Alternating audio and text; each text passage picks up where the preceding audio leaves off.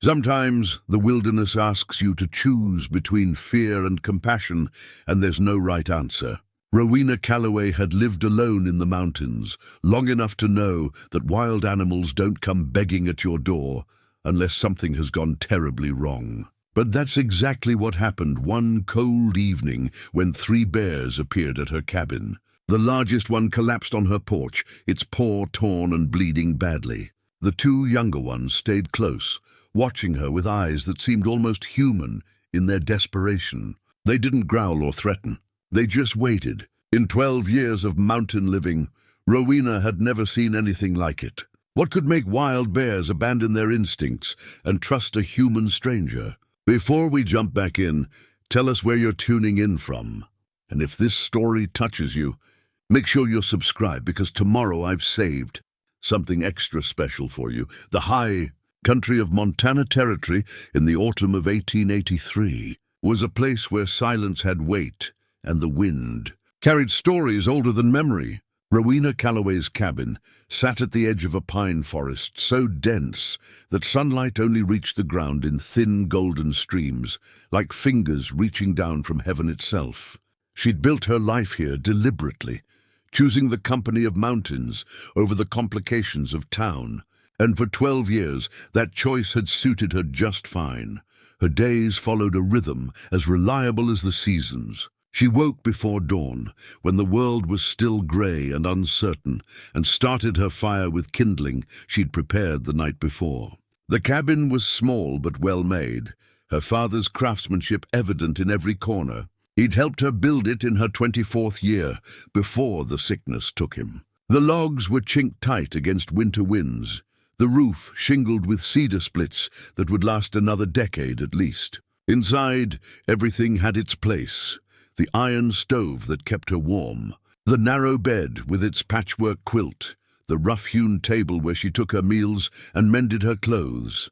On the wall above the table hung her father's hunting knife in its leather sheath. The blade was old, the bone handle worn smooth by 3 generations of Calloway hands. Her grandfather had carried it through the war. Her father had used it to clear this very land, and now it was hers. She took it down sometimes in the evening, tested the edge with her thumb, and remembered the man who'd taught her that survival wasn't about conquering the wilderness, it was about learning to belong to it. Rowena spent her mornings chopping wood. The rhythmic thunk of the axe-splitting pine logs was a sound she found peaceful, almost meditative. She'd stack the split wood against the cabin's north wall, building her winter stores piece by piece. Her father had taught her to always cut more than she thought she'd need. The mountain doesn't forgive miscalculation, he'd say, and she'd learned the truth of that in her first winter alone, when she'd run short and had to burn furniture to stay warm. After the wood came the trap lines. She'd set a dozen snares in a wide circuit around her property, nothing cruel, just simple wire loops that would catch rabbit or the occasional fox. She didn't trap for sport, only for need. The pelts brought good money when Vincent Moss made his monthly trip to town, and the meat kept her fed when the garden failed or the hunting was poor. She knew every inch of those trap lines, could walk them in the dark if she had to. Reading the forest by touch and sound alone, Vincent was her nearest neighbor, though near was a relative term in the high country. His cabin sat 5 miles down the ridge, accessible by a narrow trail that wound through stands of aspen and across a creek that ran cold even in summer. He was older than her by 20 years, a trapper who'd lived in these mountains since before Montana was a territory. He had a weathered face and kind eyes, and he treated Rowena with the respectful distance she preferred. Once a month, he'd ride up with supplies from Pinewood Falls, salt, flour, coffee, sometimes a newspaper if he remembered. In return, she'd trade pelts, dried herbs, and occasionally a jar of the wild berry preserves she put up in late summer. Vincent was the one who brought news of the outside world, though Rowena rarely asked for it. She'd left that world behind deliberately, and most days she didn't miss it. She'd grown up in Pinewood Falls, the youngest daughter of a family that expected her to marry well and settle into a life of social calls and church suppers. At 22, she'd been engaged to a banker's son, A man who smiled easily and talked about building a house on the edge of town with a white picket fence and rose bushes in the yard. But something in Rowena had recoiled from that future. She couldn't explain it, not in words that made sense to her mother or the other women in town. It wasn't that the banker's son was unkind. He was perfectly pleasant. It wasn't that she didn't want companionship. She did, in her own way. It was simply that the life everyone expected her to live felt like a coat that didn't fit, tight in the shoulders and binding at the waist. Her father had understood, or at least he'd tried to. When she broke the engagement and announced her intention to homestead in the high country, he'd been the only one who didn't argue. Her mother had wept. Her sisters had called her foolish. The townspeople had whispered about madness and stubbornness and what a waste it all was. But her father had simply asked if she was sure, and when she'd said yes, he'd spent the next 6 months teaching her everything he knew about surviving alone. Now, 12 years later, she couldn't imagine any other life. Her days were hard but honest. She grew what she could in the short mountain summer: potatoes, beans, squash, herbs. She hunted deer in the fall, smoked the meat to last through winter.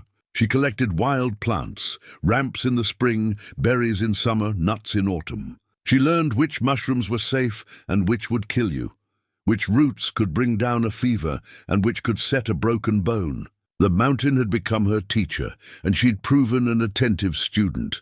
Her cabin sat in a natural clearing, ringed by pines on 3 sides and opening onto a rocky outcrop on the 4th. From her porch, she could see down into the valley, where Pinewood Falls lay nestled against the river, too far away to hear, but close enough to see the smoke from its chimneys on cold mornings. Behind the cabin, the mountains rose in successive ridges, each one darker blue than the last, until they faded into the sky itself. She had a small garden plot that she'd cleared and fenced against deer, a root cellar dug into the hillside where she stored her preserves and winter vegetables, and a creek that ran clear and cold about 50 yards from her door. In summer, she bathed in a deep pool where the creek widened, the water so cold it made her gasp. In winter, she heated water on the stove and washed from a basin, conserving every drop. The solitude suited her. She didn't mind her own company.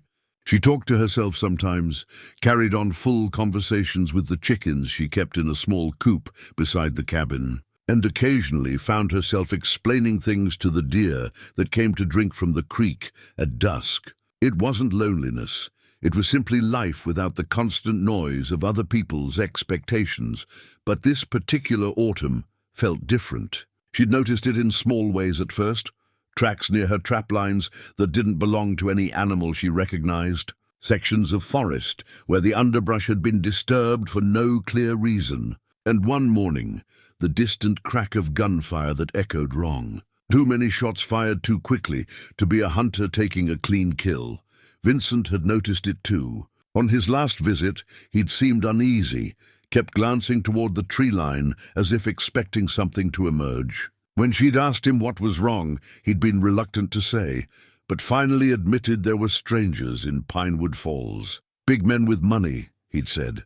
Buying drinks for everyone, asking questions about the wildlife up here. Don't know what to make of them. Rowena had filed that information away, the way she filed away everything that might be important later. She'd reinforced her chicken coop against predators, checked her rifle more carefully, and made sure her ammunition stores were adequate.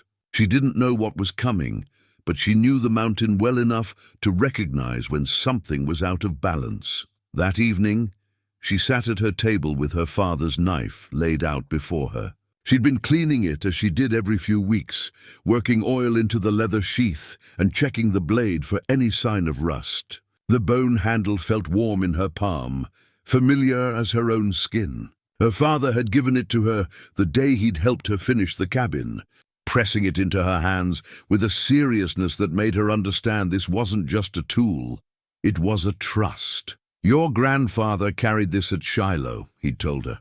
"Came home with it when a lot of men didn't come home at all. I've used it for 30 years and it's never failed me. Now it's yours. Take care of it, and it'll take care of you." She'd promised she would, and she'd kept that promise. The knife had dressed countless deer, split kindling, carved snares, and once memorably defended her from a young mountain lion that had gotten confused and cornered itself in her root cellar. She'd used the flat of the blade to drive it out, shouting and banging on the walls until it fled into the forest, more startled than aggressive. As darkness settled over the mountains, Rowena put the knife back in its sheath and hung it on the wall. She banked the fire, checked the door latch, and climbed into bed with a book Vincent had brought her, a collection of poems by someone named Emily Dickinson. She wasn't much for poetry usually, but these were different.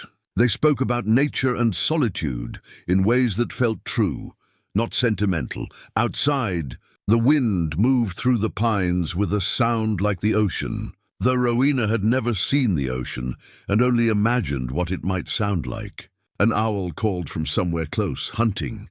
The cabin creaked as the temperature dropped, wood contracting in the cold. These were familiar sounds, comforting in their predictability, but beneath them, if she listened carefully, she could hear something else, a wrongness in the forest's rhythm, like a note played off-key in a familiar song. Something was moving through her mountains, something that didn't belong. She couldn't have explained how she knew, but she knew it the way animals know when a storm is coming, an instinct that lived deeper than thought. She extinguished the lamp and lay in the darkness, listening. Whatever was coming, she'd face it the way her father had taught her to face everything in this life, with clear eyes, steady hands, and the understanding that some choices can't be avoided, they can only be met with courage. The mountain held its breath, waiting. And Rowena Calloway, alone in her cabin at the edge of the high country, waited with it. 3 days later, the thing Rowena had been sensing finally arrived at her door. Though not in any form she could have anticipated, she was preparing her evening meal, a simple stew of rabbit and root vegetables, when she heard the sounds outside. At first, she thought it might be deer. They often grazed in the clearing at dusk. But these sounds were different, heavy, deliberate, and accompanied by something that might have been whimpering. Rowena set down her knife and moved to the window, staying to the side where she could see without being easily seen. What she saw made her breath catch in her throat. 3 bears stood in her clearing, not wandering through on their way elsewhere, not foraging for food, standing as if they'd come with purpose. The largest was a black bear, probably 500 pounds, with a coat that caught the fading light like dark water. The other 2 were younger, perhaps yearlings, staying close to the larger one in a way that suggested family. But it was their behavior that stopped Rowena cold. Wild bears didn't act like this. They were creatures of instinct and caution, avoiding human contact whenever possible. These bears weren't avoiding anything. They were approaching her cabin directly, and the large one, she could see it clearly now, was limping badly. She grabbed her rifle from beside the door, checked that it was loaded, and stepped out onto the porch. The bears didn't flee. Instead, the large one took 2 more halting steps toward her and then collapsed near the bottom of her porch steps, its massive head dropping to the ground with a thud she could hear even from 10 feet away. "Easy," Rowena said, her voice low and steady, the same tone she used with frightened horses.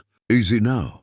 The 2 younger bears circled their fallen companion, touching noses, making soft, huffing sounds that seemed almost like questions. They looked at Rowena, and she had the strangest sensation that they were asking her for something. No, pleading with her. She'd lived in these mountains long enough to know that anthropomorphizing animals was dangerous. Bears weren't people in fur coats. They were predators, unpredictable and powerful. But she'd also lived here long enough to trust her instincts, and her instincts were telling her something extraordinary was happening. Slowly, keeping the rifle ready but not raised, Rowena descended the porch steps. The younger bears backed away slightly, but they didn't flee. The large one lifted its head just enough to watch her approach, and she saw its eyes, dark, intelligent, and filled with something that looked uncomfortably like hope. "Let me see," she said, more to calm herself than the bear. "Let me see what's wrong." The bear's right front paw was a mess. Blood matted the fur, and when Rowena knelt, carefully, always aware of how quickly a bear could move despite its injury, she could see why. A piece of steel was embedded deep in the pad, the edges cruel and jagged. It was part of a trap, but unlike any trap she'd ever seen. The local trappers used simple wire snares and the occasional foothold trap, designed to hold without causing unnecessary damage. This thing was different, heavier, with teeth that had been deliberately sharpened to inflict maximum pain. "Who did this to you?" Rowena whispered, examining the wound without touching it yet. The trap fragment was embedded so deeply she could see bone. The bear should have been mad with pain, should have been dangerous and unpredictable. Instead, it lay still, watching her with those impossibly aware eyes. She looked at the younger bears, saw similar scars on their flanks and shoulders, healed wounds, but numerous. These animals had survived multiple encounters with something that wanted to hurt them. And somehow, they'd learned that their only hope lay in seeking help from the one species that had caused their suffering in the first place. Rowena made a decision that would change everything, all. "Right," she said, standing slowly. "All right. I'll help you. But you have to trust me, and I have to be able to work." She went back into her cabin, her mind already cataloguing what she'd need. Clean cloth, her father's medical kit that he'd used on livestock, hot water, whiskey for cleaning the wound. She'd set broken legs on deer, treated her chickens for infection, even stitched up a gash in Vincent's arm once when he'd had an accident with an axe. But she'd never worked on a bear, never tried to treat an animal that could kill her with one swipe of its paw. When she returned, carrying her supplies and a lantern, the bears hadn't moved. She set everything down carefully, then knelt again beside the injured one. "This is going to hurt," she told it, her voice steady. "I won't lie to you, but it has to be done." She started with cleaning, using whiskey-soaked cloth to clear away the dried blood and dirt. The bear flinched, but didn't pull away. The younger ones watched, silent now, as if they understood that this was important. Then came the hard part, removing the trap fragment. Rowena had to use her father's knife to cut away some of the mangled flesh around the steel, had to work the metal back and forth to free it from where it had embedded itself in bone. The bear groaned, a sound that seemed to come from deep in its chest, but it held still. Rowena's hands shook, but she forced them steady. This was just another task, just another problem to solve. The fact that the problem weighed 500 pounds and could tear her apart was irrelevant.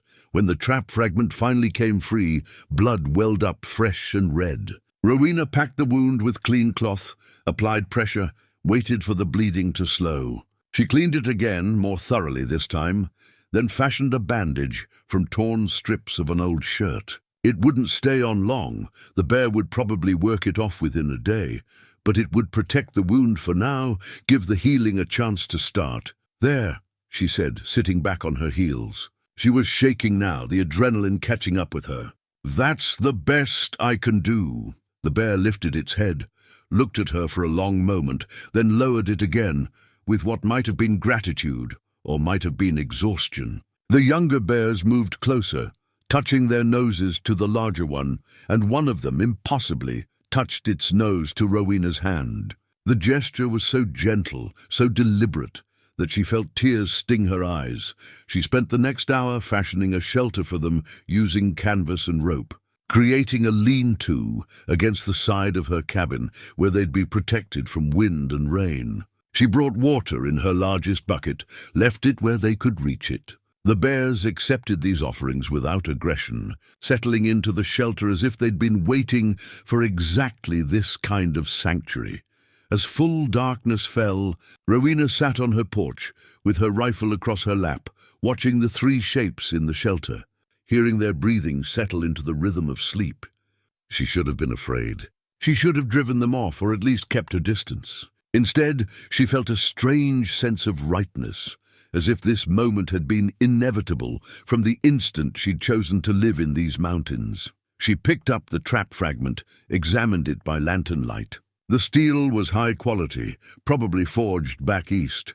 The teeth had been filed to points, and along one edge she could see markings, not a maker's mark, but scratches that might have been initials or might have been meaningless wear. Whoever had set this trap hadn't been interested in catching animals humanely. They'd wanted to cause pain, to cripple and torment. That realization settled in her stomach like cold stone. Someone was hunting these mountains with cruelty as their tool, and the bears had fled to her because she was the only thing standing between them and whatever monster was tracking them. Rowena looked out at the dark forest, wondering what else was out there, what other cruelties were being inflicted on creatures that couldn't speak for themselves. She didn't know what she'd invited into her life by helping these bears, didn't know what consequences would follow this choice, but she knew one thing with absolute certainty. She'd made the right decision. Whatever came next, she'd face it. The bears had trusted her with their lives. She wouldn't betray that trust, no matter the cost. Morning came cold and clear, the kind of autumn dawn that painted frost on everything and made the world look like it had been dipped in silver. Rowena woke to silence, which immediately worried her. She dressed quickly and stepped outside, half expecting to find the bears gone. The whole strange encounter reduced to a fever dream, but they were still there. All three of them, settled in the canvas shelter as if they'd always belonged there. The large one, she found herself thinking of him as Sentinel, a name that felt right somehow, lifted his massive head when she appeared, watching her with those intelligent eyes. The two younger ones, the twins, as she'd started calling them in her mind, were curled together, their breathing visible in the cold air. "Morning," Rowena said, feeling slightly foolish, but compelled to acknowledge them somehow. Sentinel's ears swiveled toward her voice, and one of the twins opened an eye, considered her, then went back to sleep. She prepared food and water, bringing out scraps from her own supplies, the fatty bits from yesterday's rabbit, some old apples from her root cellar that had started to soften. The bears accepted these offerings with what seemed like genuine appreciation, eating carefully, almost politely. It was unnerving how unwild they seemed, as if desperation had taught them to set aside instinct in favor of survival. After they'd eaten, Rowena checked Sentinel's wound. The bandage had come loose during the night, as she'd expected, but the paw looked better. Still bad, but not catastrophically so. The bleeding had stopped, and there was no sign of infection yet. She cleaned it again, applied a fresh bandage, and hoped for the best. Then she made a decision that surprised her even as she acted on it. She was going to find out where these bears had come from. The twins had left a clear trail when they'd arrived with Sentinel, and despite the previous night's frost, Rowena could still follow it. She told the bears to stay, not that they'd understand. But it made her feel better, grabbed her rifle and her father's knife, and set off into the forest. The trail led northeast, deeper into the high country, where the trees grew thick, and the undergrowth became a tangle of deadfall and brambles. She moved carefully, reading the signs the way her father had taught her. Broken branches at bare height, disturbed earth where heavy bodies had passed, and here and there, spots of dried blood that told her Sentinel's injury had been bleeding for some time before they'd reached her cabin. After an hour of steady climbing, the trail opened into an area that made Rowena's stomach turn. The ground here had been torn up, trees scored with claw marks where something had thrashed in panic. She found more blood, too much blood, and the remains of what might have been a fourth bear, impossible to tell now, with scavengers having done their work. And then she found the map. It was caught in a bramble bush, torn and dirty, but still legible. Someone had drawn this by hand, marking the high country into zones with dates beside each one. Zone 7, October 15th, 20.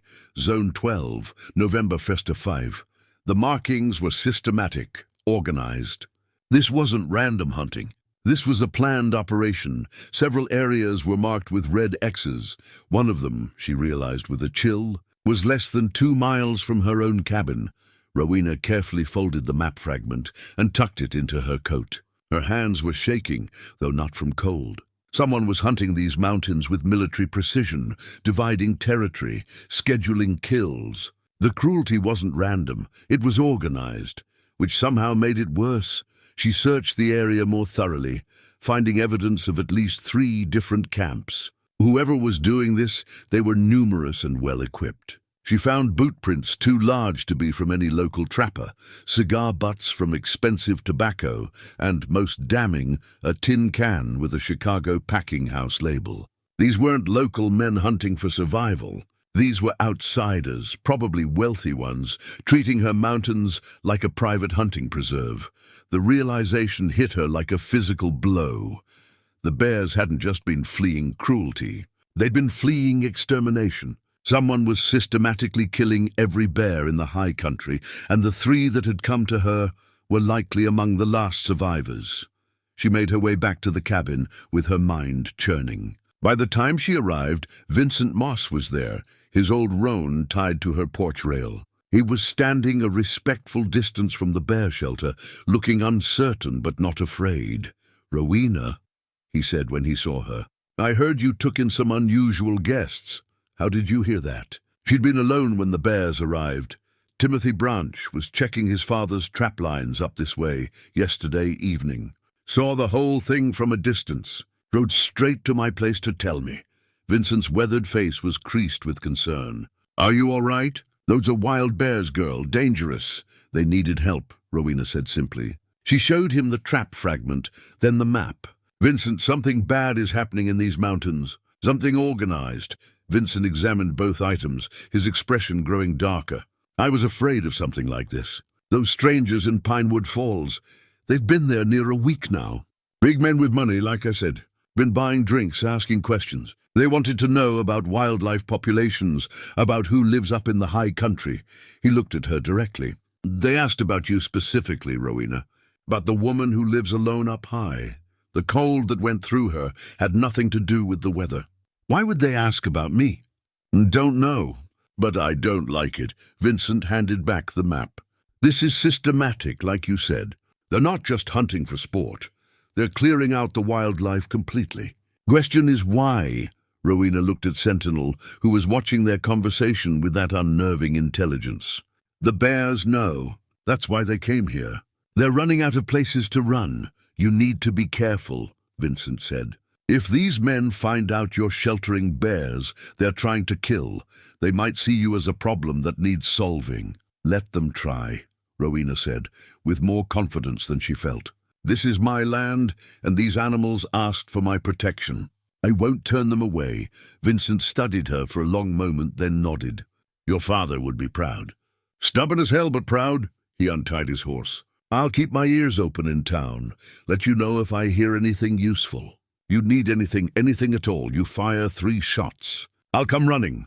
After Vincent left, Rowena sat on her porch and examined the map more carefully. The zones covered hundreds of square miles, the dates spanning from late September through early December.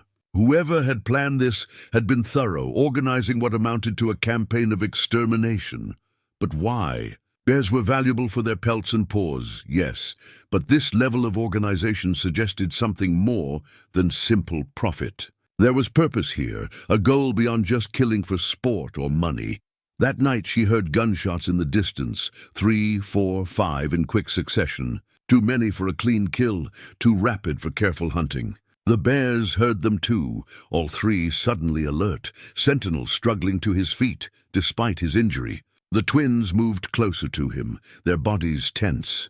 Rowena reinforced her door with the heavy bar her father had installed, checked her rifle and her ammunition stores, and moved her father's knife from the wall to her belt, where it would stay from now on. The bears huddled in their shelter, and she could hear them making soft sounds to each other. Communication she couldn't understand, but recognized as comfort. She'd invited these creatures into her life, accepted responsibility for their safety. Whatever was coming, and something was definitely coming, she'd face it with them, not in spite of them. The choice had been made the moment she decided to remove that trap fragment from Sentinel's paw. Now she just had to live with the consequences. 3 days passed with deceptive quiet. Sentinel's paw healed steadily, and by the 4th morning he could walk without limping too badly. The twins had settled into a routine around the cabin, foraging during the day but always returning by evening. They brought gifts, fish from the creek, caught with a patience Rowena wouldn't have thought possible, and once a cluster of late-season berries from a patch she hadn't known existed. She found herself talking to them more than she probably should, explaining what she was doing as she went about her chores, asking their opinions on things that didn't really require opinions. They listened with what seemed like genuine attention, their ears swiveling to follow her voice. And sometimes, impossibly, they seemed to respond, moving in ways that suggested understanding. It was strange having company after so many years alone. Stranger still that the company was 3 wild bears. But it was also, in a way she hadn't expected, comforting. She'd chosen solitude deliberately, but she was discovering there was a difference between being alone and being lonely. The bears filled a space she hadn't realized was empty. On the morning of the 4th day, she decided to venture further into the forest to gather medicinal herbs. Winter was coming, and she needed to replenish her stores of feverfew and yarrow. She told the bears she'd be back by afternoon. Again, pointless to tell them. But it had become habit, and set off with her gathering basket and her rifle.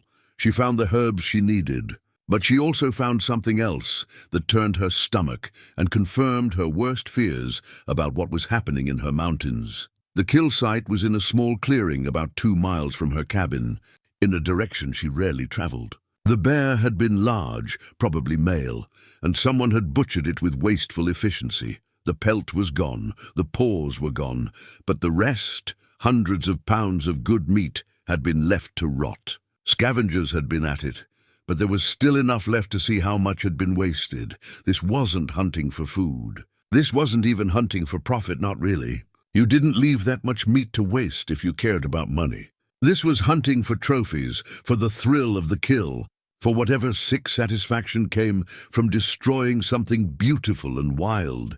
Near the carcass, half buried in disturbed earth, she found a silver pocket watch. She picked it up carefully, brushed off the dirt, and examined it. The watch was expensive, real silver engraved with initials, JRH. On the back was an address, 2847 Prairie Avenue, Chicago, Illinois. Chicago, just like the packing house label she'd found earlier. These hunters had come from Chicago, traveled all the way to Montana Territory, and were systematically slaughtering wildlife for sport. The watch alone was worth more than most trappers earned in a year. These were wealthy men, the kind who could do what they wanted because they had money and power and no one to tell them no. Rowena pocketed the watch, covered the bear's remains with branches as a gesture of respect she knew was inadequate, and headed back to her cabin, with her mind working through implications she didn't like. If these men were wealthy and organized, they probably had backing, maybe even legal protection. Local law wouldn't help her. The territorial marshal was weeks away, and even if she could reach him, what would she say? Rich men are hunting on public land. That wasn't illegal, no matter how cruel their methods. She arrived home to find Vincent waiting for her again, and this time his face told her the news wasn't good before he even opened his mouth. "They've been asking more questions," he said without preamble. "The strangers. They wanted to know exactly where your cabin is, what the land around here looks like, whether there's been bear activity in this area." "What did you tell them?" Rowena set down her basket, showed him the watch. Vincent examined it, whistled low. "Told them I hadn't seen much bear sign this year, that the woman who lives up here mostly keeps to herself and doesn't bother anyone." He handed back the watch. "They didn't believe me. Or rather, they didn't care. They're planning something, Rowena. I can feel it. They're not just hunting," Rowena said. She explained about the kill site, the wasted meat, the systematic nature of what she'd been seeing. "They're clearing out the bears completely. I think they're trying to eliminate the population so they can control what's left, make it more valuable somehow." Vincent's expression grew grim. "That's evil. Pure evil. It's worse than evil. It's business." Rowena looked at the bears, who were watching this conversation with their unnerving attention. "Vincent, I need you to be careful. If they know you're helping me, they might see you as a problem too." "I've dealt with worse than rich city folk," Vincent said, but there was uncertainty in his voice. He was brave, but he was also smart enough to know when he was outmatched. "But you're right to be worried. These men, they've got the kind of money that makes problems disappear. Then I'll be a problem they can't make disappear, Rowena said. Vincent looked at her for a long moment. You're planning to fight them. Actually fight them, if I have to. She touched her father's knife at her belt. These bears trusted me. They came to me when they had nowhere else to go. I won't betray that trust. Your father taught you to be strong, Vincent said quietly. But he also taught you to be smart. Don't confuse the two. After Vincent left, promising to keep her informed of any developments in Pinewood Falls, Rowena stood on her porch and looked out at her mountains. The sun was setting, painting the peaks gold and crimson, and the air had that crystalline quality that came with approaching winter. This was her home, the place she'd chosen, the life she'd built, and now someone wanted to take it from her. Maybe not the land itself, but the wildness that made it worth living in. They wanted to turn her mountains into their private killing ground, and they saw her as nothing more than an obstacle to be removed. She wouldn't let that happen. That evening, she sat with the bears as the stars came out, impossibly bright in the clear mountain air. Sentinel had positioned himself near the porch, as if he understood his role as guardian. The twins were curled together nearby, their breathing already settling into sleep. She'd brought out her father's old field guide to the stars, something she hadn't looked at in years, and found herself pointing out constellations to the bears as if they could understand. That's Ursa Major, she said, tracing the pattern with her finger. The Great Bear! Your constellation, I suppose. Sentinel made a soft chuffing sound that might have been agreement or might have been nothing at all, but it comforted her to think he was listening, that in this moment they were sharing something more than just survival. They were sharing companionship. She made a silent vow to her father's memory, to the mountains that had become her home, and to these three creatures who had trusted her with their lives. She would protect them. She would stand against whatever was coming. And if these wealthy hunters from Chicago wanted her land and her bears, they would have to go through her first. The night deepened, and Rowena Calloway sat watch over her unlikely family, her rifle across her lap and her resolve as solid as the mountains themselves. A week had passed since the bears first arrived, and in that time, Rowena's world had shifted in ways both subtle and profound. Sentinel was nearly healed, strong enough now to forage on his own, though he rarely wandered far from the cabin. The twins had grown bolder, more confident, and she'd caught them playing one morning. Actual playing, like cubs. Wrestling and tumbling in the clearing with a joy that seemed impossible, given what they'd survived. She'd established a protective perimeter around her property, learning to read the bears' signals the way she read the forest itself. When danger approached, they grew still and silent. When they sensed something worth investigating, their ears would swivel in that direction, bodies alert. They were teaching her things about her own land she hadn't known, showing her how to see the mountains through predators' eyes. That evening, she retrieved her mother's journal from the small trunk at the foot of her bed. She hadn't looked at it in years, avoiding it the way you avoid touching old wounds. Her mother had died when Rowena was 17, and the grief had been complicated by all the things they'd never resolved between them. But tonight, for reasons she couldn't fully articulate, she needed her mother's words.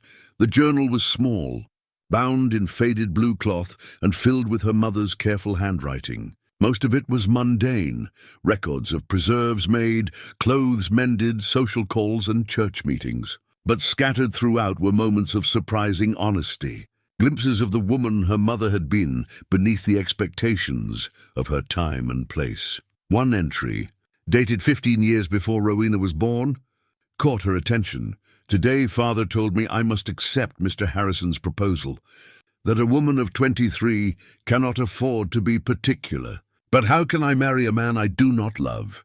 How can I build a life on such a foundation? Mother says love comes later, that duty and respect are more important. But I look at the mountains outside my window and think, is this all there is? Is there no room in this world for a woman to choose her own path? Rowena traced her finger over the words, surprised to find her mother had wrestled with the same questions that had driven her to the high country. She turned pages, found another entry from years later, after her mother had married her father. Thomas understands me in ways I never expected. He does not require me to be smaller than I am. When I speak my mind, he listens. When I suggest something unconventional, he considers it rather than dismissing it out of hand. I did not marry for love, but I have found it nonetheless. Perhaps that is enough. And then, pressed between 2 pages, Rowena found a dried flower, a mountain columbine, blue and delicate even in death. Beside it, her mother had written, "From our picnic in the high country." Thomas showed me the place where he plans to build a cabin for Rowena when she's grown, if she wants it. He says our youngest has a wild heart, and wild hearts need room to breathe. I fear for her, for the world is not kind to women who refuse to conform. But perhaps, with the right foundation, she can find her way. This flower is my prayer for her courage.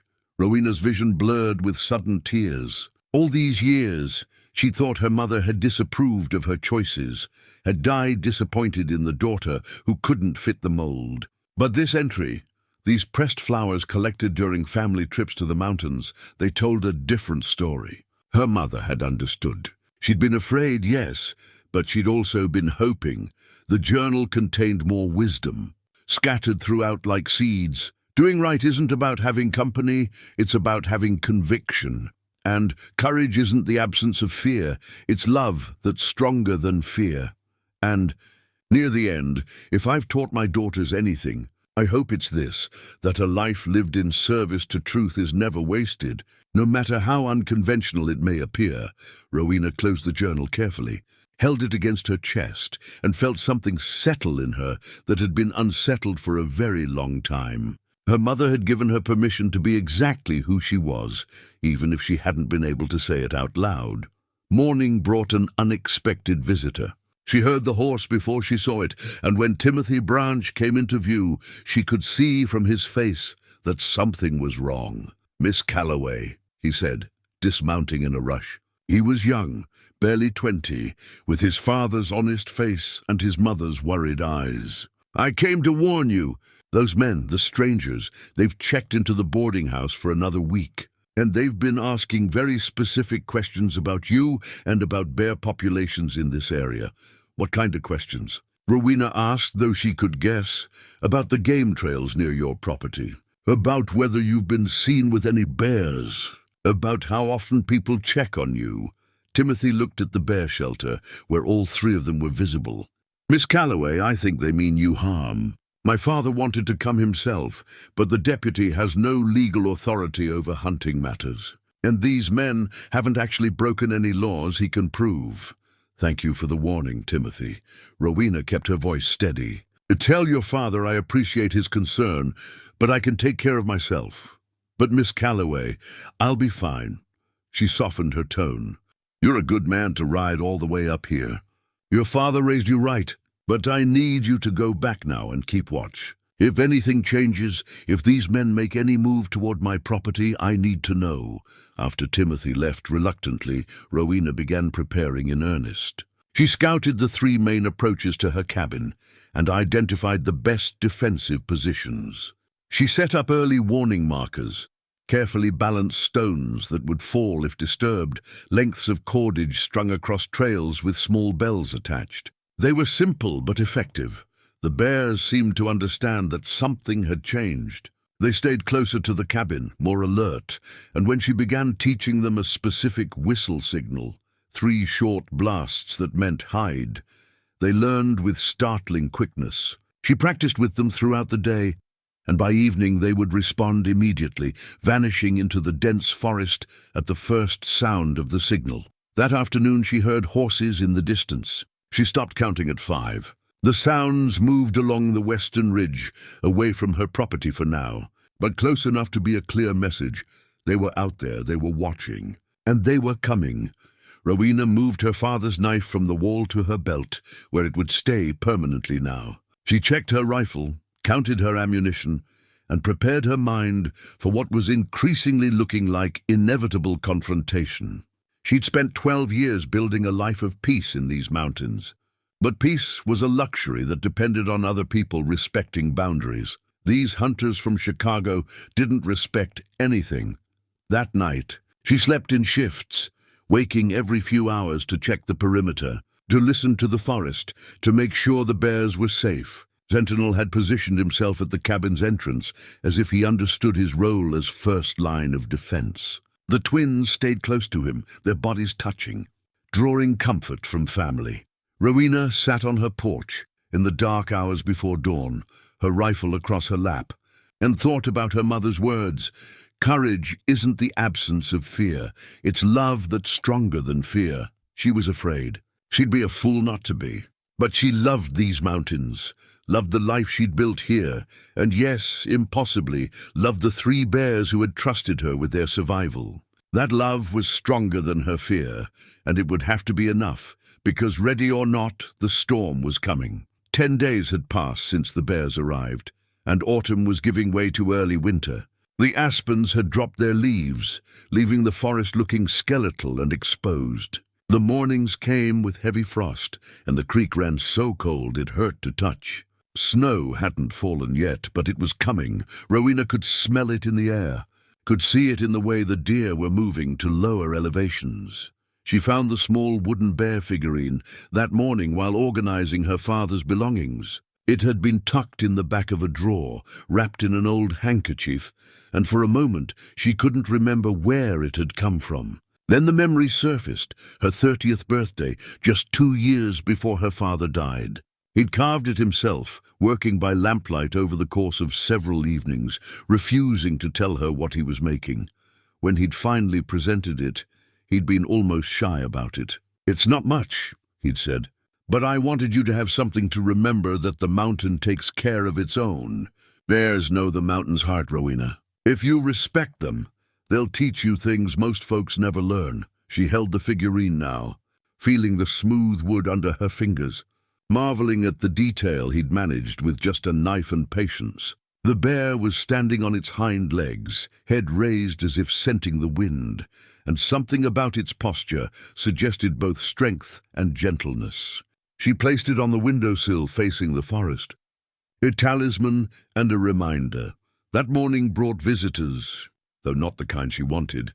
She was checking her trap lines when she noticed the warning stones on the eastern approach had been disturbed. Her heart rate picked up immediately. She gave the whistle signal, 3 short blasts, and heard the bears crashing through the underbrush as they fled deeper into the forest. Good. They'd learned. Then she positioned herself on her porch, rifle ready but not raised, trying to look casual while every nerve in her body screamed danger. 3 men emerged from the tree line, and Rowena knew immediately these were the hunters she'd been expecting. They were well dressed for the wilderness, wearing expensive hunting jackets and carrying rifles that probably cost more than her entire cabin. They moved with the confidence of people who'd never been told no in their lives. The leader was a tall man, probably in his mid-50s, with graying temples and the kind of face that might have been handsome if it hadn't been so cold. He smiled when he saw her, but it didn't reach his eyes. "Miss Calloway, I presume." His voice was cultured, educated, with the flat vowels of the Midwest. "I'm Harrison, James Harrison. These are my associates, Mr. Reed and Mr. Dunmore.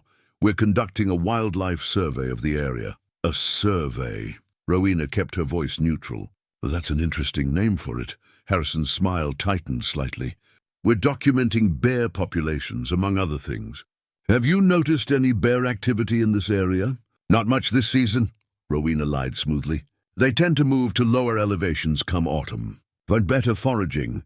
Harrison studied her for a long moment, and she had the uncomfortable sense he could see right through her deception. "Interesting. We'd heard reports of unusual bear behavior near this location. Animals that seemed almost domesticated."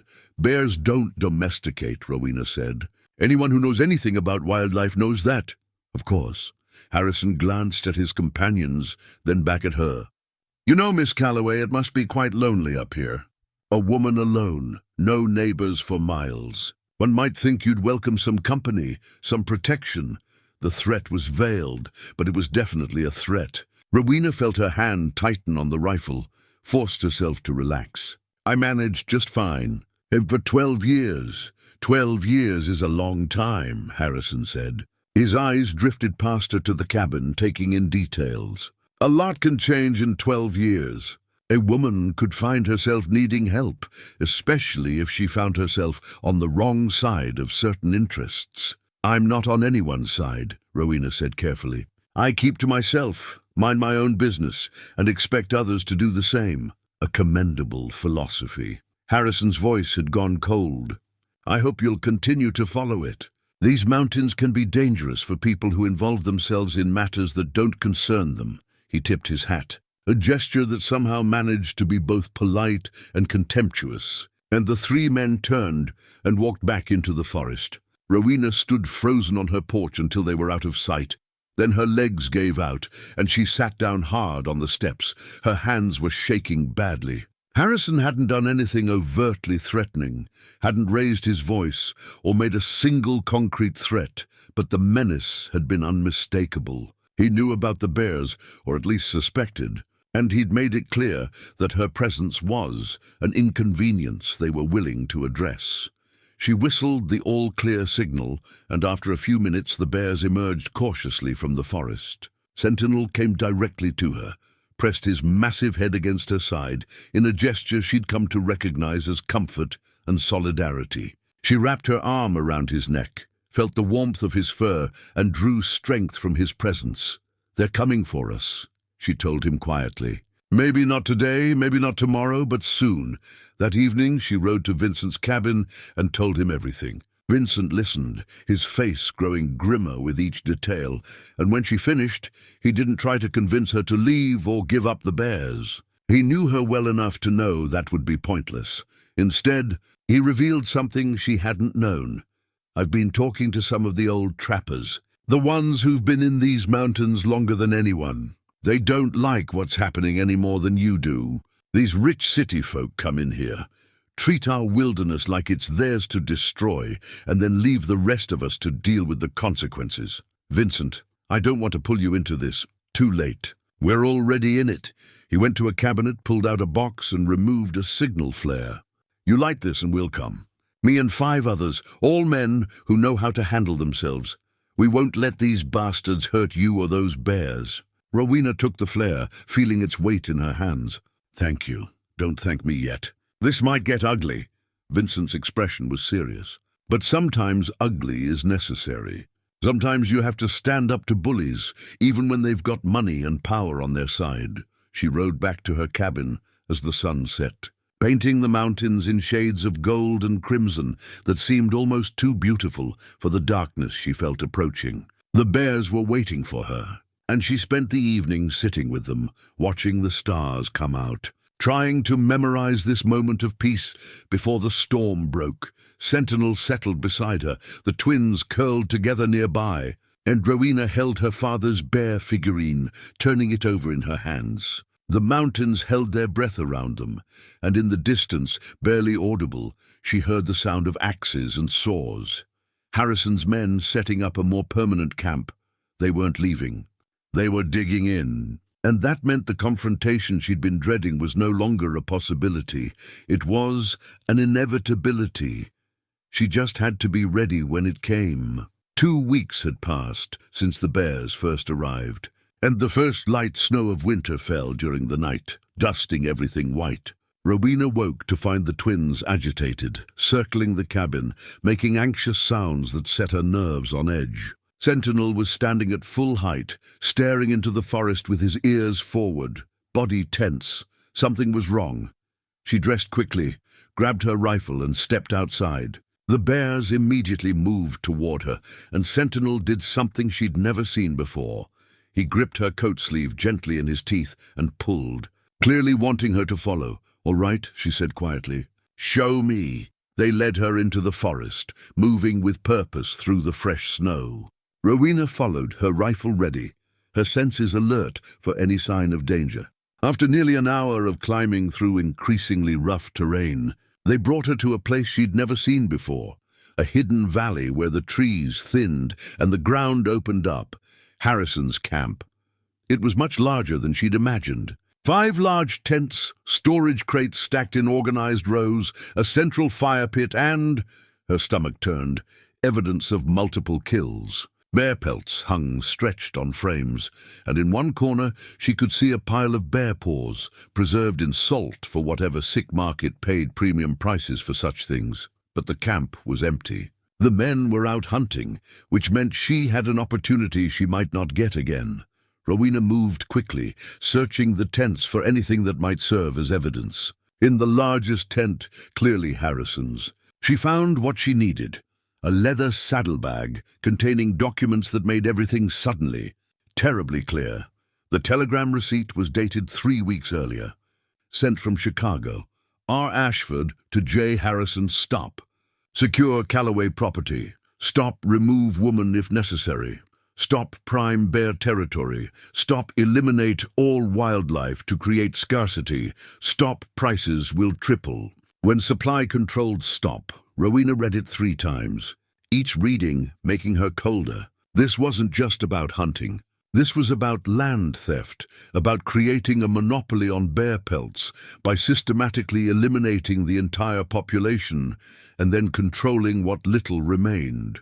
And her property, her cabin, the land she'd claimed and built her life on, was right in the center of their planned operation.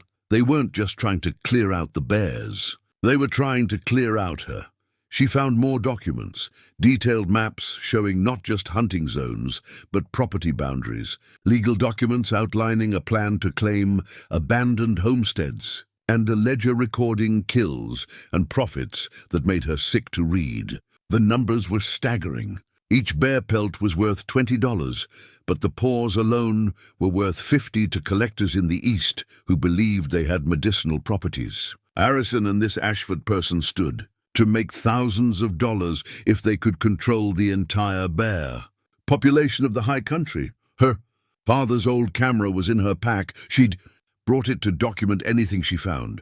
She quickly photographed the telegram, the maps, the ledger, working with shaking hands and one eye on the tent entrance. Then she took the telegram receipt itself, folded it carefully, and tucked it into her coat. As she turned to leave, she heard horses approaching. Her heart hammered. She slipped out the back of the tent and hid behind a stack of crates, watching as Harrison and 4 men rode into camp. They were laughing, clearly pleased with themselves, and as they dismounted, she overheard their conversation. "The marshal in Helena will never know what happened," Harrison was saying. "A tragic accident. Woman living alone in the wilderness, attacked by the very bears she was foolish enough to trust. By the time anyone investigates, if they bother at all, we'll own the property legally and have our operation fully established." "When?" asked Reed, the younger man who'd accompanied Harrison to her cabin. 3 days, Harrison said. "We give her 3 days to reconsider and leave voluntarily. If she doesn't, we make it look like exactly what I said, an unfortunate accident. Bear attack. Ironic, considering she's been sheltering them." They laughed, and Rowena felt rage so pure it momentarily overwhelmed her fear. These men were planning to murder her, to steal her land, to destroy the bear population, and they thought it was funny. They thought they could do whatever they wanted because they had money, and she was just a woman, alone in the mountains. She waited until nightfall, barely breathing, while the men set up their camp and started their evening meal. The bears had disappeared, smart creatures sensing danger, and she prayed they'd stay hidden. When full darkness came and the men were gathered around their fire, drunk and loud, she slipped away, moving as silently as her father had taught her. Using every bit of cover the forest offered, she made it back to her cabin just before midnight, exhausted and terrified, but with evidence that could destroy Harrison's entire operation. She immediately sat down and wrote everything out in careful detail: what she'd found, what she'd overheard, the timeline they'd revealed. She made 3 copies, using every scrap of paper she had. The next morning, when Vincent arrived for his weekly check, she gave him 1 copy and the photographs. "Take this to the territorial marshal in Helena. Ride hard, change horses if you have to, but get this to him as fast as possible." Vincent looked at the documents, his face growing ashen. "Rowena, this is attempted murder. This is land fraud. This is—" "I know what it is." Her voice was steady despite her fear. But Helena is a week's ride, and Harrison's deadline is 3 days. You won't make it back in time. Then I'll bring men from town. No, she gripped his arm. That would start a war, and people would get hurt. You get the marshal. I'll hold them off until you can bring legal authority. That's the only way this ends, right? Vincent wanted to argue. She could see it in his face, but he also knew she was right. Vigilante justice would only make things worse. They needed law on their side, even if law was 5 days away. After he left, pushing his horse as hard as he dared, Rowena began preparing in earnest. She'd known confrontation was coming, but now she knew exactly when and why. 3 days. She had 3 days to prepare a defense against 6 armed men who had already decided she was expendable. She worked through the day and into the night, creating defensive positions, establishing fallback routes, preparing supply caches at strategic locations. She practiced with the bears, refining their responses to her whistle signals, teaching them patterns of movement that might save their lives when the shooting started, because there would be shooting. She had no illusions about that. Harrison had made his intentions clear, and men like him didn't back down when confronted with opposition. They escalated. That night, she sat at her table with her rifle within reach, her father's knife on her belt, and her mother's journal open to the page about courage. The cabin felt smaller than usual, more vulnerable. The bears were huddled in their shelter, sensing her tension, and occasionally one of them would make a soft sound, reassurance or question. She couldn't tell. She'd built a life here based on peace and solitude, but peace was something other people had to agree to. When they didn't, when they came with guns and greed and the certainty that might made right, you had 2 choices: surrender or stand. Rowena Calloway had never been very good at surrendering. She loaded her rifle, checked the chambers, and set it beside the door. Then she took down her father's knife, tested its edge, and slipped it back into its sheath. 3 days until Harrison came for her land and her life. 3 days to prepare, to fortify, to accept what was coming, and make peace with whatever form that acceptance took. The bears were depending on her. The mountains were depending on her. Her father's legacy and her mother's courage were depending on her. She wouldn't let them down, no matter what it cost. Day 1 of the 3-day countdown began with Vincent riding out at dawn, his horse loaded with the evidence that could save Rowena's life if it reached Helena in time. She watched him disappear down the trail, then turned her attention to the task of survival. The elk antler whistle her father had carved years ago became her primary tool for coordinating with the bears. She'd been practicing with them for days, but now she refined the signals, adding complexity. 1 long blast meant danger approaching. 2 short blasts meant follow me. 3 sharp notes meant hide immediately. A rising then falling tone meant stay close, but stay quiet. She spent hours that morning working with Sentinel and the twins, moving through different scenarios, teaching them to respond not just to the whistles, but to her body language and the terrain itself. It was remarkable how quickly they learned, how their intelligence manifested in ways that went far beyond simple animal instinct. They seemed to understand this was about survival, that the game had changed from shelter and healing to active defense. By midday, she'd created 3 defensive positions, each one chosen for specific tactical advantages. The first was a rocky outcrop 50 yards from the cabin, offering good cover and clear sightlines in 3 directions.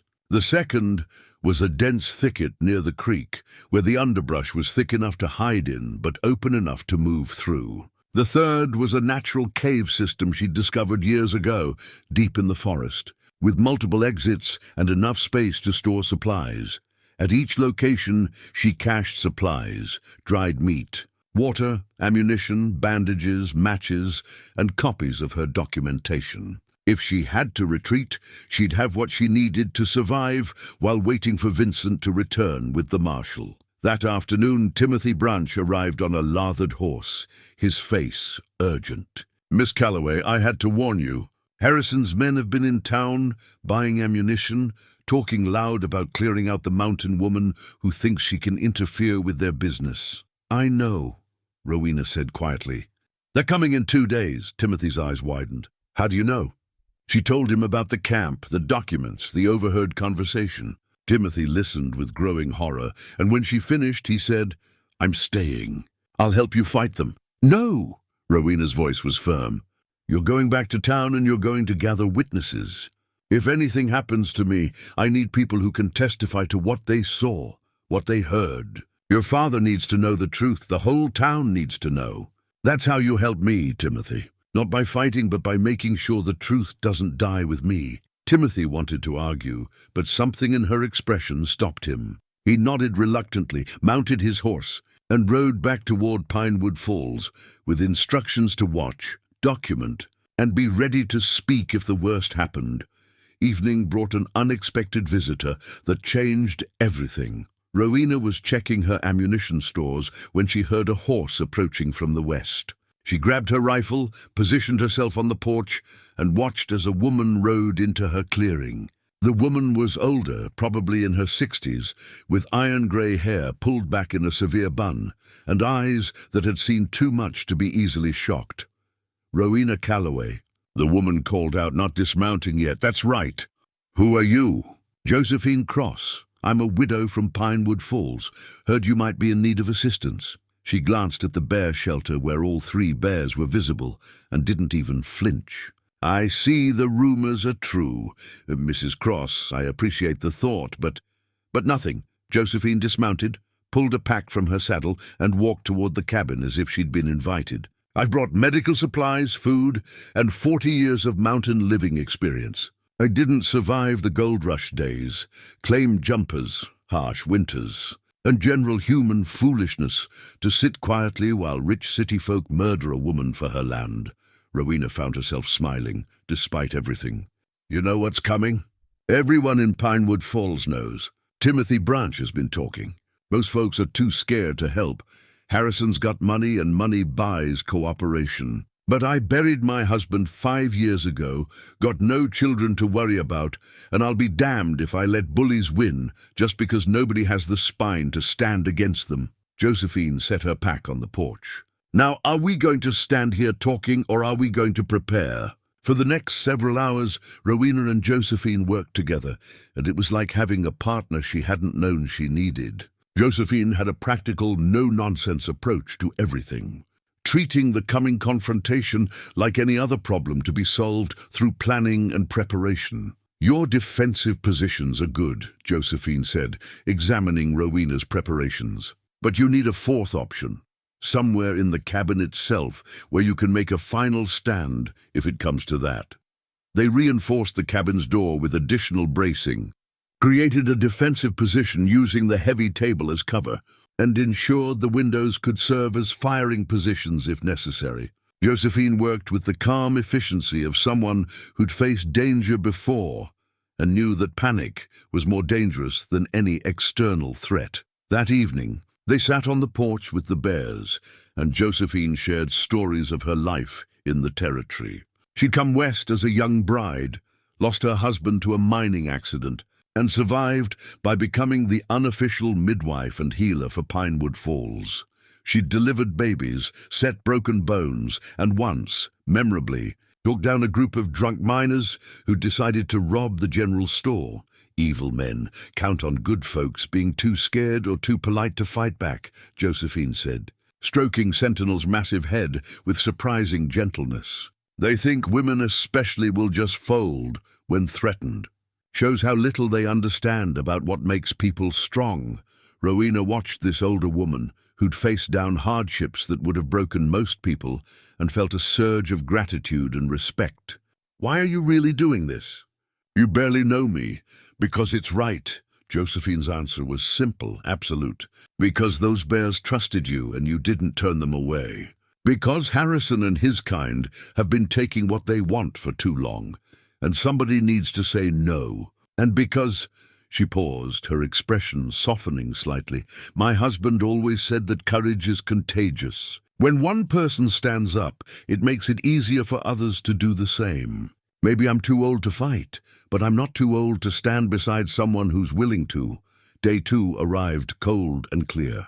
Rowena and Josephine rose before dawn, prepared breakfast, and then began the serious work of scouting Harrison's camp from a distance. They found a vantage point that allowed them to observe without being seen, and what they saw made Rowena's blood run cold. 6 men now, not 4. Harrison had called in reinforcements. They were better armed than before, with rifles that looked military-grade and enough ammunition to fight a small war.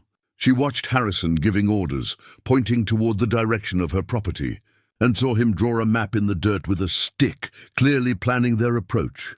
"They're not taking chances," Josephine murmured. "They mean to overwhelm you with numbers." Rowena nodded grimly. 6 against 2, with the bears as wild cards that could either help or complicate things. The odds weren't good, but they rarely were when you were standing up to people with power and money. They returned to the cabin and finalized their preparations. Rowena taught Josephine the whistle signals, practicing until the older woman could produce each one clearly, and the bears responded to her commands just as they did to Rowena's. It was strange, watching Sentinel take direction from this woman he'd met just yesterday, but it was also reassuring. If something happened to Rowena, the bears wouldn't be left without someone who could guide them to safety. That evening, they sat together on the porch as the sun set, watching the mountains turn gold and crimson in the fading light. The bears were settled nearby, calm but alert, as if they too understood that tomorrow would bring either resolution or catastrophe. "Why do you risk so much for them?" Josephine asked, nodding toward the bears. "They're wild animals. Most people would say they belong in the wild, not under human protection." Rowena was quiet for a moment, considering. "They came to me when they had no one else. They trusted me when they had every reason not to. The large one, Sentinel, he let me cut into his paw to remove a trap while fully conscious and capable of killing me with one swipe. That's not just instinct, that's choice. They chose to trust me, and how can I do anything less than honor that trust?" Josephine reached over and squeezed her hand. "Your father would be proud. Your mother too." "I hope so," Rowena said quietly. "I hope they'd understand why I can't just walk away, even when walking away would be easier." "Easier isn't always better," Josephine said. "And right is worth fighting for, especially when, it's hard." They took turns on watch through the night, 2-hour shifts that kept them both from being too exhausted. The forest was alive with night sounds, owls hunting, small animals rustling through underbrush, the creek running its endless course toward the valley. Normal sounds, familiar sounds, but underneath them was tension like a drawn bowstring, waiting to snap. Day 3 arrived with a dawn that felt ominous. The sky was overcast, threatening snow, and the temperature had dropped significantly overnight. Rowena woke to the smell of smoke on the wind and knew immediately what it meant. She climbed to the highest point near her cabin and looked toward Harrison's camp. Smoke was rising from where their tents had been, but it was the wrong kind of smoke, thick and dark, the smoke of things being deliberately burned. They were breaking down their camp, eliminating evidence, preparing to move. "Today," Rowena said when she climbed down. "They're coming today." Josephine nodded, her face set with determination. "Then we'd better be ready." They made their final preparations with the calm that comes from knowing there's no more time for doubt or second-guessing. Rowena checked her rifle one last time, made sure her father's knife was secure at her belt, and placed her mother's journal in a waterproof pouch that she tucked into her coat. If the worst happened, someone would find it and know what she'd stood for. The bears were restless, pacing, sensing the tension in the air. Rowena gathered them close, spoke to them quietly, and felt Sentinel press his massive head against her side, a gesture of solidarity and affection that made her throat tight. "If things go bad," she told Josephine, "you take the bears and run. Use the whistle signals, lead them to the cave system. There's enough supplies cached there to last weeks. Vincent will bring the marshal eventually, and you can tell them everything." "And leave you?" Josephine's voice was sharp. "Absolutely not. Josephine, we stand together or not at all."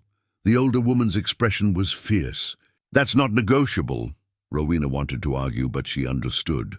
"Some battles you didn't face alone, not because you couldn't, but because there was strength in standing beside someone who refused to abandon you. She nodded, accepting Josephine's choice, and turned her attention to the forest. Mid-morning brought the sound they'd been dreading, horses approaching, multiple riders moving with purpose through the trees. Rowena gave one long blast on the whistle, danger approaching, and positioned herself on the porch. Josephine took a position beside her, rifle held with the confidence of someone who knew how to use it. The three bears moved to defensive positions without needing further instruction, Sentinel placing himself between the approaching threat and the women, the twins flanking but staying close enough to respond to commands. And then, emerging from the tree line like death itself, came 6 riders. Harrison at the front, his face set with cold determination, flanked by his men who looked more like soldiers than hunters. They stopped at the edge of the clearing, close enough to talk, but far enough to keep from being an easy target. This was it, the moment everything had been building toward. Rowena stood on her porch, her father's rifle in her hands, her mother's courage in her heart, and 3 bears who trusted her with their lives positioned protectively nearby. She didn't know if she'd survive the next few hours. Didn't know if the law would arrive in time or if Harrison would succeed in his plan to take her land and her life. But she knew one thing with absolute certainty. She wouldn't go down without a fight, and she wouldn't betray the trust these creatures had placed in her, whatever came next. She was ready.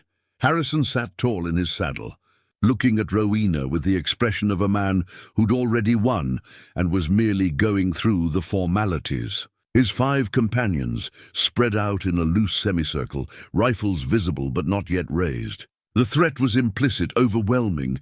"Miss Calloway," Harrison said, his voice carrying easily across the clearing. "You've been warned. Time's up.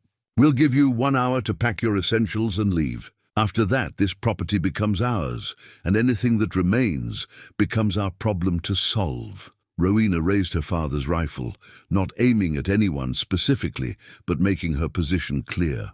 "This is my land. I built this cabin with my own hands. I've lived here for 12 years, and I'm not leaving. Not for you, not for anyone." Harrison's face hardened. "Then you're making a fatal mistake. The fatal mistake is yours," Rowena said, her voice steady despite the hammering of her heart. "I've sent documentation of your operation to the Territorial Marshal in Helena. Maps, ledgers, the telegram from R. Ashford ordering you to remove me. Photographs of your kill site, evidence of your land theft scheme. It's over, Harrison. You've lost." For just a moment, uncertainty flickered across Harrison's face. Then he laughed, a sound without humor. "Helena's a week's ride away. You'll be gone long before anyone comes looking, and by then we'll have legal claim to this property through proper channels. Dead women can't contest ownership." He signaled to his men, and they began to spread out, clearly planning to surround the cabin.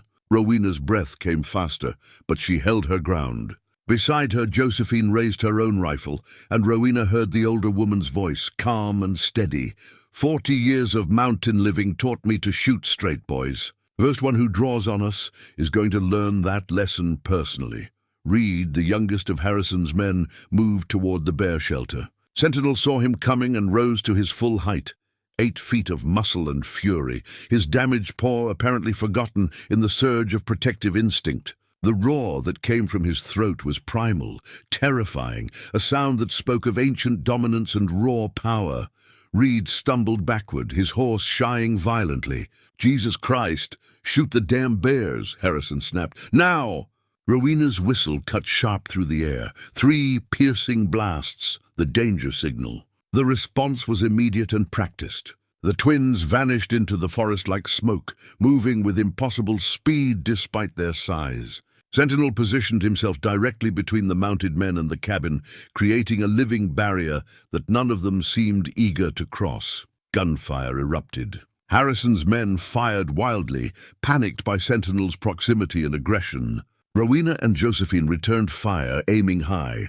Warning shots meant to drive them back rather than kill. But Josephine's aim was better than her warning suggested. One of Harrison's men cried out, clutching his shoulder where a round had found flesh. 40 years, Josephine muttered, already reloading. "Told you I could shoot." Chaos descended on the clearing. Horses panicked, rearing and bucking, one threw its rider who hit the ground hard and didn't get up immediately. Sentinel charged forward, not to kill but to intimidate. And it worked. Another of Harrison's men fled into the forest on foot, leaving his horse and rifle behind. Rowena gave the second whistle signal. 2 short blasts. Retreat.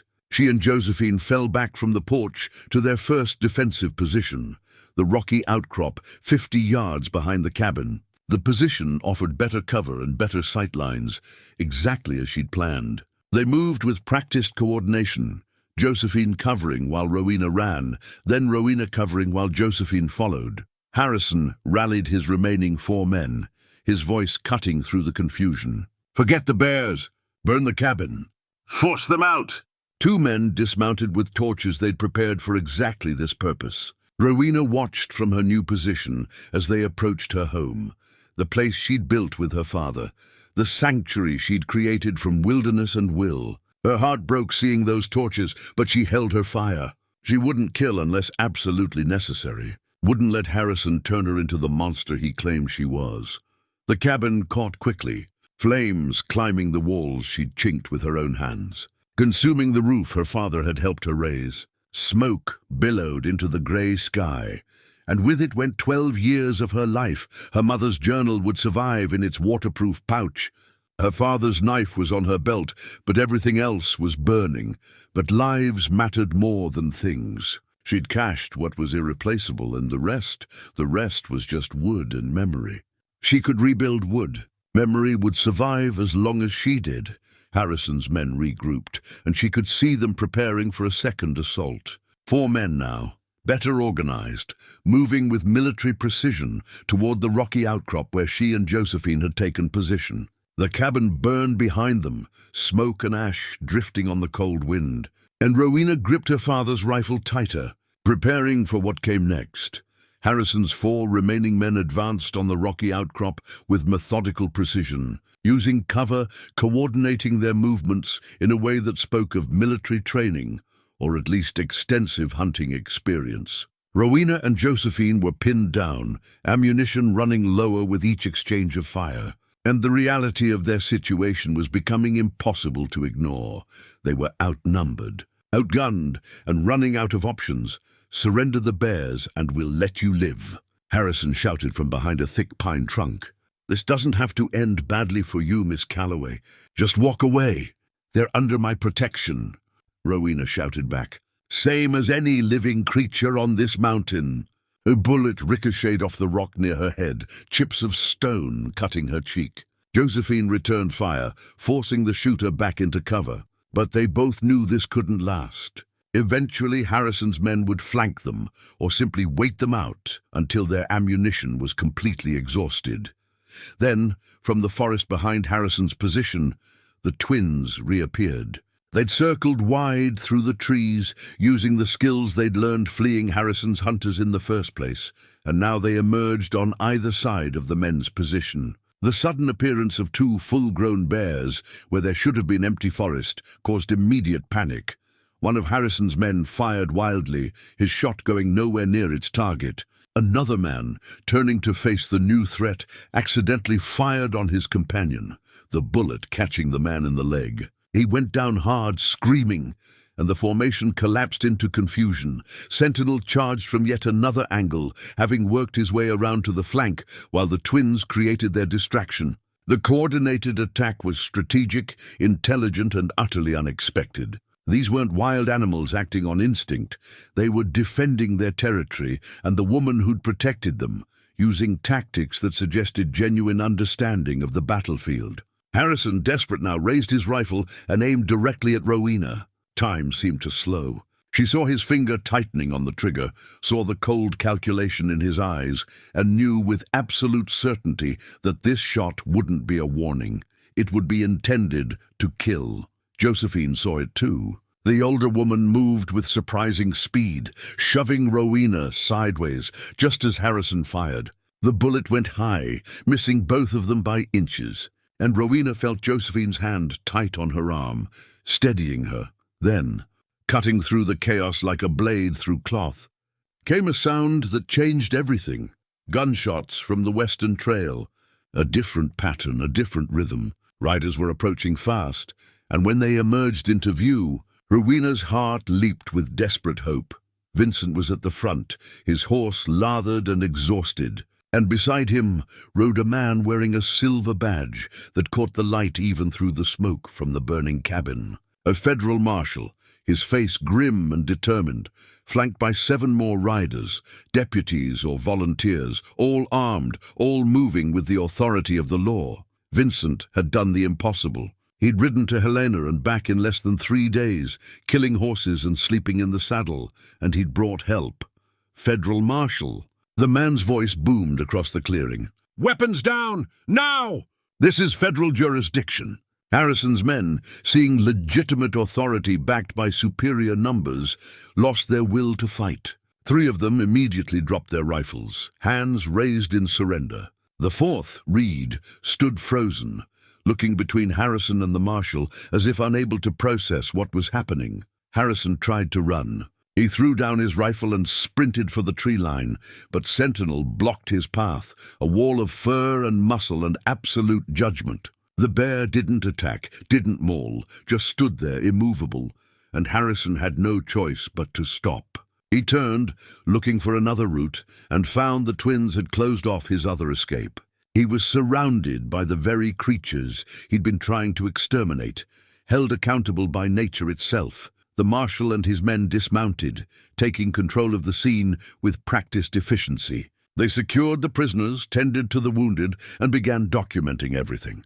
Reed, youngest of Harrison's crew and probably the most frightened, began confessing immediately, words tumbling out in a desperate attempt to save himself. It was Ashford's idea, all of it. Harrison just followed orders. We were supposed to clear out the bears, drive up prices, claim the land for a hunting preserve. We weren't supposed to hurt anyone, but Harrison said the woman was in the way, that Ashford wanted her removed. That's enough. The marshal's voice was quiet, but absolute. He turned to Rowena, who was climbing down from the rocks with Josephine beside her. "Miss Calloway, I'm Federal Marshal Thomas Wade. Vincent Moss showed me your evidence. What you've documented here is extensive federal jurisdiction, land fraud, conspiracy to commit murder, illegal hunting practices, and attempted theft of homestead property." Rowena pulled the telegram receipt from her coat, handed it to the marshal. He read it, his expression darkening further, then nodded. "This is damning. With Reed's testimony and your documentation, we have everything we need. Harrison and his employer will face federal charges." Vincent dismounted and pulled Rowena into a fierce embrace. "You held them off, just like your father would have done." The 3 bears approached cautiously, sensing that the immediate danger had passed. Sentinel came to Rowena, pressed his head against her side in that gesture she'd come to know so well. The marshal watched this interaction with undisguised astonishment. "I've been a federal marshal for 20 years, he said quietly. "I've never seen anything like this. Wild bears responding to human commands, defending a homestead like trained dogs." "They're not trained," Rowena said, her hand on Sentinel's massive head. "They came to me for help when they had nowhere else to go. I couldn't turn them away. It wouldn't have been right." The sun was setting now, casting long shadows across the clearing. The cabin was ruins, still smoking, reduced to charred timbers and ash. But the bears were safe. Josephine was safe. And justice, finally, had arrived. 3 weeks after the confrontation, Rowena stood in the clearing where her cabin had once been and watched as the community of Pinewood Falls raised her new home. Timothy Branch was there, hammer in hand, working alongside his father. Vincent directed the construction with the confidence of a man who'd built dozens of structures in his lifetime. Josephine supervised the women who'd brought food and supplies, turning what could have been a somber task into something that felt almost like celebration. The marshal's investigation had moved swiftly and thoroughly. Harrison and his men faced federal charges that would likely see them imprisoned for years. R. Ashford, the Chicago industrialist who'd funded the operation, had been arrested in his own home, dragged from his dinner table by federal agents who'd been investigating similar schemes across 4 territories. The scale of the conspiracy had been staggering. Organized wildlife extermination as a business model, land theft disguised as legitimate homesteading, and enough money behind it all to corrupt local officials and silence witnesses. But Rowena's evidence, combined with Reed's testimony and the physical proof found at Harrison's camp, had been irrefutable. The newspapers had picked up the story, and it had spread across Montana Territory and beyond. Headlines called her the Bear Woman of the high country and the homesteader who defied a criminal empire. She found the attention uncomfortable, but understood its value. Publicity meant accountability, meant Harrison's backers couldn't make this disappear quietly. The new cabin would be larger than the old one, sturdier, built with the help of 24 people who decided that standing up to corruption mattered more than staying safe. Timothy hammered in a nail, then stepped back to admire his work. "This is good lumber," he said. "This cabin will last another 50 years easy, longer than I'll need it," Rowena said with a slight smile. They were laying the foundation stone, a large flat piece of granite that Vincent had found near the creek and hauled up with considerable effort. Josephine had arranged for a mason from Pinewood Falls to inscribe it. And now the words were clear and permanent: "For courage and compassion, October 1883. The community gathered around as Vincent and Timothy set the stone in place. Josephine stepped forward, holding Rowena's mother's journal, which had survived the fire in its waterproof pouch. She opened it to a marked page and read aloud, "Courage isn't the absence of fear. It's love that's stronger than fear. May we all find the strength to act with both when the moment demands it." There was a murmur of approval, and several people touched the stone as if drawing strength from it. Rowena felt tears sting her eyes, not from sadness, but from overwhelming gratitude. She'd spent 12 years believing she needed to be alone to be free. But these past weeks had taught her something different, that community didn't have to mean conformity. That connection didn't require surrendering yourself. The new cabin included something her old one hadn't: a proper shelter for the bears, built into the design from the beginning. It was larger, more weatherproof, with multiple entrances and exits. Vincent had insisted on it, saying with characteristic practicality, "If you're going to have permanent house guests, might as well make it official." Sentinel's paw had healed completely, though he still carried a slight limp that probably always would remind him of what he'd survived. The twins had grown stronger, healthier, their coats thick and glossy now that they were eating regularly and safely.